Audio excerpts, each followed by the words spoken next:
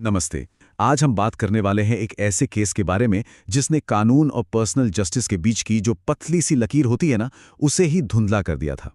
ये कहानी है एक माँ के बदले की जिसने पूरी दुनिया को सचमुच हिला कर रख दिया था। तो चलिए कहानी को शुरू से शुरू करते हैं। तारीख थी 6 मार्च 1981 और ये वो तारीख है जो जर्मनी की कानूनी तारीख में मतलब जुडिशियल हिस्ट्री में हमेशा के लिए दर्ज हो गई। और ये सब हुआ कहाँ? जर्मनी के लूबेक शहर के एक कोर्टरूम में। सोचिए, एक ऐसी जगह जहां लोग इंसाफ की उम्मीद लेकर जाते हैं, जहां कानून का राज होता है। पर उस दिन उस कोर्टरूम में जो हुआ ना, वैसा किसी ने सपने में भी नहीं सोचा होगा। हुआ ये कि मुकदमे के दौरान एक माँ ने अपनी बेटी के हत्या के आरोपी को देखा और भरी अदालत में उस पर गोलियां चला दी। एक दो नहीं बल्कि पूरी 6 गोलियां। तो ये वो दिन था जब इंसाफ ने एक बिल्कुल ही अलग और शायद कहीं ज्यादा खौफनाक रूप ले लिया था। तो चलिए इस पूरी घटना की तह तक चलते हैं। तो इस पूरी कहानी में 3 लोग मेन हैं। पहली, मैरियन बाखमायर, वो माँ जो अपनी बेटी के लिए इंसाफ चाहती थीं। दूसरा, क्लाउस ग्रेबोव्स्की, जिस पर मैरियन की बेटी की हत्या का इल्जाम था। और तीसरा, वो लम्हा जब मुकदमे के तीसरे दिन कोर्टरूम के अंदर 6 गोलियां चलीं। पर सवाल ये उठता है कि आखिर ऐसा क्या हुआ होगा? एक माँ को इतना खौफनाक कदम उठाने पर क्या चीज मजबूर कर सकती है? असल में इस हिंसा के पीछे छिपा था एक माँ का वो दर्द जिसे सहना नामुमकिन था, और एक दिल दहला देने वाली कहानी। इस पूरी कहानी की वजह थी एक 7 साल की बच्ची एना बाखमायर, मैरियन की बेटी। एक छोटी सी जान जिसे बड़ी बेरहमी से खत्म कर दिया गया था। तो हुआ ये था, साल था 1980 जब एना की बेरहमी से हत्या हुई। ठीक 1 साल बाद 1981 में आरोपी क्लाउस ग्रेबोव्स्की पर केस शुरू हुआ।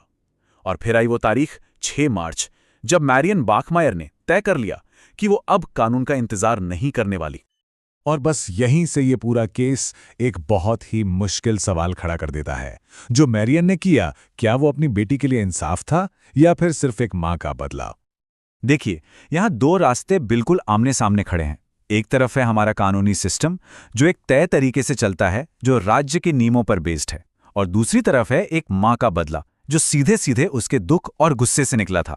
मतलब एक तरफ फैसला जूरी या जज सुनाते हैं और दूसरी तरफ पीड़ित की मां ने खुद ही जज बनकर फैसला सुना दिया।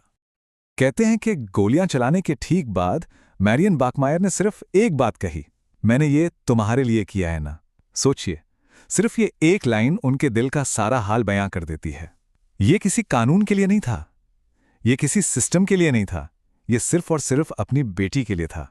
तो अब सवाल ये है कि जब एक मां ने खुद ही इंसाफ कर दिया, तो फिर कानून ने उसके साथ क्या किया?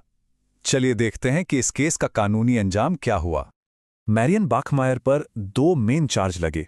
पहला था मैनस्लॉटर, जिसका मतलब होता है गैर इरादतन हत्या, और दूसरा गैर कानूनी तरीके से हथियार रखना। मतलब कोर्ट ने यह माना कि यह कोई पहले से प्लान की हुई हत्या नहीं थी, बल्कि गुस्से में अचानक उठाया गया एक कदम था।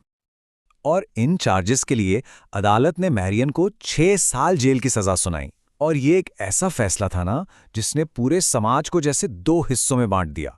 कुछ लोगों को लगा कि ये सजा बहुत ही कम है, तो कुछ को लगा कि एक दुखी मां के लिए ये बहुत ज्यादा है। लेकिन रुकिए, कहानी यहां खत्म नहीं होती। मैरियन बाखमायर को अपनी पूरी सजा नहीं काटनी पड़ी। वो सिर्फ 3 साल जेल में रहीं और उसके बाद उन्हें पैरोल पर रिहा कर दिया गया। और ये सब हमें वापस उसी सबसे बड़े और सबसे मुश्किल सवाल पे लाके खड़ा कर देता है, क्या ये इंसाफ था एक माँ के नज़रिए से एक बेटी के लिए या फिर समाज के लिए? देखिए, इसका कोई सीधा साधा जवाब नहीं है, और शायद यही वजह है कि ये कहानी आज भी हमें ये सोचने पे मजबूर करती है कि इंसाफ और बदले के बीच की जो लकीर है वो आखिर कितनी धुंधली हो सकती है।